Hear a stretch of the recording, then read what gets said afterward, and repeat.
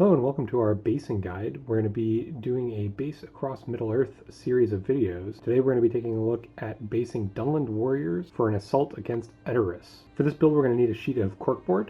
We're going to need various different sizes of Woodland Scenics gravel, different types of static grass from Woodland Scenics, as well as Gale Force 9. We're going to need tufts and loose. I'm going to use some Loctite super glue, but any gel super glue will work just fine. And then we're going to need some PVA glue. I'm going to use Turbo Tacky as it's my preferred brand. We're going to start off by ripping off a small chunk of the cork board and placing it on the base that we're going to try to find a balance of base to rock ratio that will work for what we want. We don't want the model to be straddling or looking awkward standing on top of a rock feature that's too big for the base. So our goal is going to be ripping off smaller chunks of the cork board until we're happy with the size.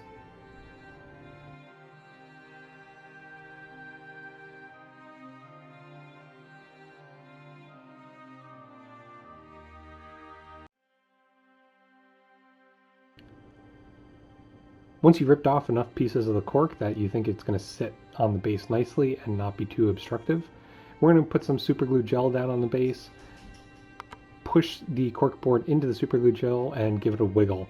This is going to help get it to stick to the base a little bit better.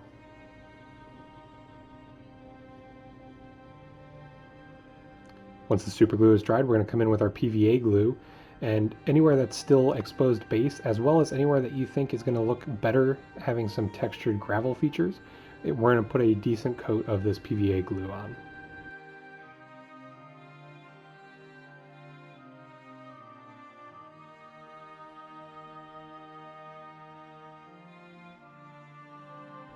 Once you're happy with the coverage of PVA glue, we're going to go ahead and put it in the top of a plastic lid, just so we don't lose our gravel everywhere. We're using a mixture of 1 part Woodland Scenics coarse to 1 part Woodland Scenics medium to 3 parts Woodland Scenics fine grit sand. Just sprinkle it over the top of the base until the base is completely hidden, and once it is, you're going to give it a little bit of a shake to remove any excess gravel that hasn't been stuck down by the tacky glue, and wait for that to dry. Once your PVA glue has completely dried, we're going to spray paint it with a matte black. Any matte black will work. This was GW matte black, but anything from Walmart will be just fine. We're going to paint the cork using basalt gray from Vallejo. This is by far and away my favorite gray color for painting rocks.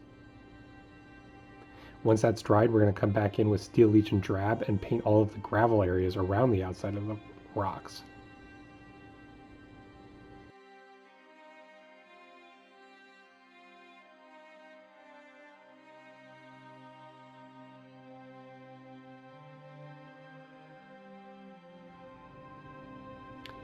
Adding water will help it to flow better in between the cracks in the gravel and give it more even coverage. Once it's dry, we're going to give the entire piece a wash of Agrax Earthshade, also from GW. Once the Agrax Earthshade has finished drying, we're going to take some Nuln Oil and put this over just the basalt gray Agrax Earthshade rock sections. Try not to get any on the gravel sections. It's not the end of the world if you do, but it's not the effect that we're going to try to go for. Once all those washes are dry, we're going to come in with a dry paint from GW, Longbeard Gray, and we're going to just dry brush this very lightly across all of the basalt gray stone. Again, try to avoid getting any on the gravel texture, but if you do, it's not the end of the world.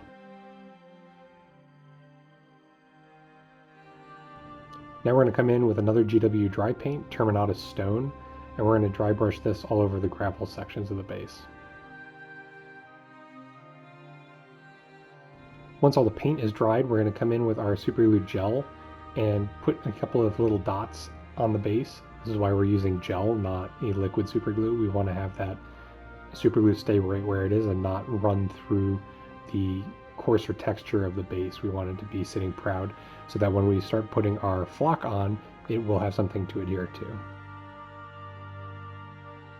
Once you're happy with the position, you're going to come in with a pair of scissors and start to give it a little bit of a haircut. This is because the static grass that I'm using, the tufts, are a little bit on the long side, and I feel like they take up too much space on the base. I want them to still be there, but I want them to be just an accent as opposed to the focal point of the base. So just trimming them with a pair of scissors is the best way to do that. I'm going to continue to place a couple more patches of static grass. On this one base in particular, I'm only going to be using tufts, but you can definitely add in some loose static grass to get some more ground coverage. But I'm already pretty much locked into my own personal Dunlanding Army's basing, so less is more for me. But we're going to just attach them the same way with super glue and then give them a bit of a haircut with scissors. Once you're happy with all of the static grass placement, we're going to come in with some white flowers. This is to represent the symbol Muna flower that grows outside of Edoras on the tombs of dead kings of Rohan. We see these in the Two Tower film. And just using a little bit of super glue gel, we're going to press these into place. And that's about it. Hope you enjoyed and look forward to seeing you in future videos in how to base across Middle Earth.